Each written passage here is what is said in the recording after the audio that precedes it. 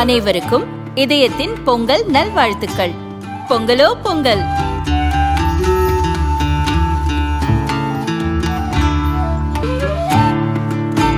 அனைவருக்கும் இதயம் மந்த்ராவின் பொங்கல் தின நல்வாழ்த்துக்கள்.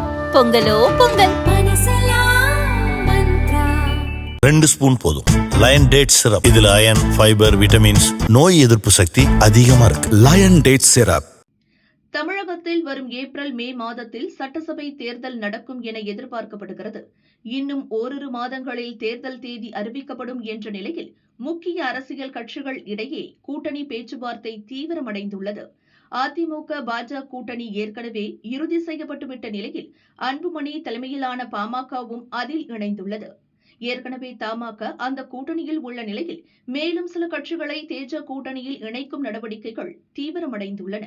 இந்த நிலையில் திமுக கூட்டணியில் மிக நீண்ட காலமாக அங்கம் வகிக்கும் காங்கிரஸ், விடுதலை சிறுத்தைகள் உள்ளிட்ட கட்சிகள் சமீப காலமாக ஆட்சி அதிகாரத்தில் பங்கு என்ற கோஷத்தை அடிக்கடி முன்வைத்து பேச துவங்கியுள்ளன. விசிக தலைவர் பல மேடைகளில் அதிகார பகிர்வு பற்றி பேசுவதும், பின் முதல்வர் ஸ்டாலினை சந்தித்த பின் அது எங்கள் நீண்டகால லட்சியம், இப்போதைக்கு அதற்கு வாய்ப்பு இல்லை என பல்டி அடிப்பதும் வாடிக்கையாக உள்ளது. தமிழக காங்கிரஸ் தலைவர்கள் பலரும் அடிக்கடி அதிகார பகிர்வு குறித்து வாய்விட்டாலும் கட்சியின் தமிழக தலைவர் செல்வ பெருந்தகை திமுகவுக்கு ஆதரவாகவே கருத்து தெரிவித்து வருகிறார். செல்வ பெருந்தகையின் செயலுக்கு காங்கிரஸ் மூத்த தலைவர் திருச்சி வேலுசாமி போன்றோர் கடும் கண்டனம் தெரிவித்து வருகின்றனர். மேலும் அதிகார பகிர்வு குறித்து கட்சி மேலிடம்தான் முடிவு செய்ய வேண்டும், அது தேவையில்லை என செல்வ பெருந்தகை பேசக்கூடாது எனவும் அவர்கள் கூறுகின்றனர். இந்நிலையில் அமைச்சர் ஐ. பெரியசாமி போன்ற திமுக மூத்த தலைவர்கள் ஆட்சியில் பங்கு என்ற பேச்சுக்கே இடமில்லை என கூறி வருகின்றனர். ஸ்டாலினின் கருத்தைத்தான் பெரியசாமி போன்ற மூத்த தலைவர்கள் பேசுவதாகவும் திமுக வட்டாரங்கள் கூறுகின்றன. இந்நிலையில் காங்கிரஸ் லோக்சபா எம்பி மாணிக்கம் தாக்கூர் பொங்கல் திருநாள் அன்று எக்ஸ் பக்கத்தில் ஒரு கருத்தை பதிவிட்டுள்ளார். அதில் அவர் கூறியிருப்பதாவது: தை பிறந்தால் வழி பிறக்கும். ஆட்சியில் பங்கு என்றால் என்ன என்பதை அறிய ஒரு மாடல் உண்டு. கேரளாவின் UDF எனப்படும் ஒன்றுபட்ட ஜனநாயக முன்னணி மாடல் தான் அது.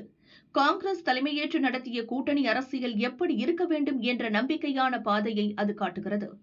நட்பும் பங்கும் என்பதே ஒன்றுபட்ட ஜனநாயக முன்னணி அரசியலின் அடித்தளம். ஒன்றுபட்ட ஜனநாயக முன்னணியில் நாங்கள் அனைவரும் தேர்தலை ஒன்றாகவே எதிர்கொள்கிறோம். பரஸ்பர நம்பிக்கையும் ஒரே அரசியல் நோக்கமும் அவர்களின் பலமும் தான் முக்கியமானது.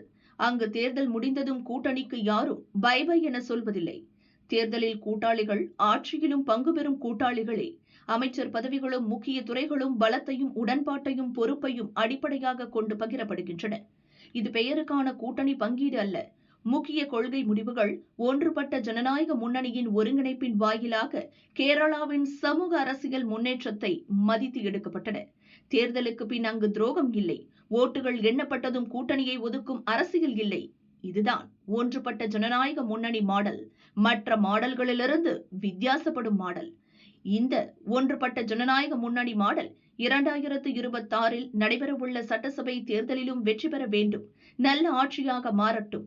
ஆட்சியில் பங்கு வேண்டும். தை பிறந்தால் வழி பிறக்கும். இவ்வாறு அவர் கூறியுள்ளார்.